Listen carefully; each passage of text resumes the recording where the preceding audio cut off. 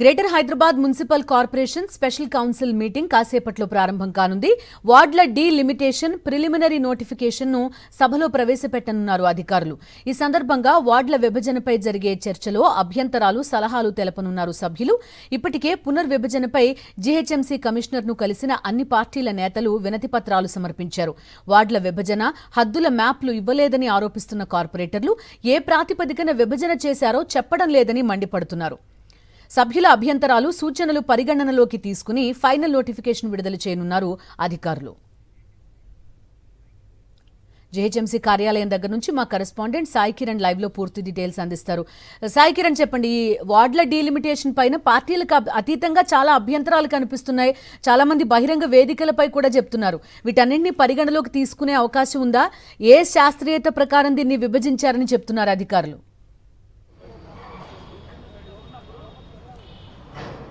బిందు, greater Hyderabad municipal కార్పొరేషన్లో శివార్లో ఉన్నటువంటి 20 మున్సిపాలిటీలు 7 కార్పొరేషన్లు ఇందులో విలీనం చేసిన తర్వాత జిహెచ్ఎంసీ విస్తీర్ణ పెరిగింది.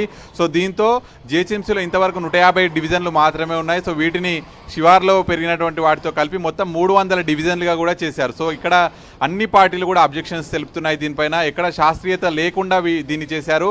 కేవలం అధికారులు ఆఫీస్లో కూర్చొని ల్యాప్టాప్ ఆధారంగా చేశారు తప్ప అయితే బహిరంగంగా బయటకు వచ్చి ప్రజల నుంచి విన్నపాలు కావచ్చు, రాజకీయ పార్టీల నుంచి అభ్యంతరాలు తీసుకొని ఎక్కడ ఇవి చేయలేదు అనేటువంటి చెప్తున్నారు. ముఖ్యంగా జనాభా ప్రాతిపదికన కూడా చేశాము అనేటువంటిది కమిషనర్ చెప్తున్నప్పటికీ కూడా ఒక డివిజన్కి సంబంధించి 3 పోలీస్ స్టేషన్ల కింద రావడము, లేకపోతే కొన్ని డివిజన్లలో అధిక జనాభా ఉండడం, కొన్ని డివిజన్లలో తక్కువ జనాభా ఉండడము, అలాగే చాలామంది చార్మినార్ జోన్ను కూడా వ్యతిరేకిస్తున్నారు. చార్మినార్ జోన్లో మాకు వద్దు, ఎల్బినార్లో కలపండి అనడము. సో ఇట్లా వాళ్ళ హద్దులు ఏవైతే డివిజన్లకు సంబంధించినటువంటి హద్దులు కూడా పర్టికులర్గా లేకపోవడం, వీటిని బహిరంగంగా అయితే వెబ్సైట్లో ఇంతవరకు ఉంచకపోవడము, అలాగే 7 రోజులు మాత్రమే అభ్యంతరాల స్వీకరణ చేశారు. అంటే ముసాయిదా అయితే ఇచ్చిన తర్వాత కేవలం 7 రోజులు మాత్రమే అభ్యంతరాల స్వీకరణ గడువు ఇవ్వడము, చాలా తక్కువ సమయము.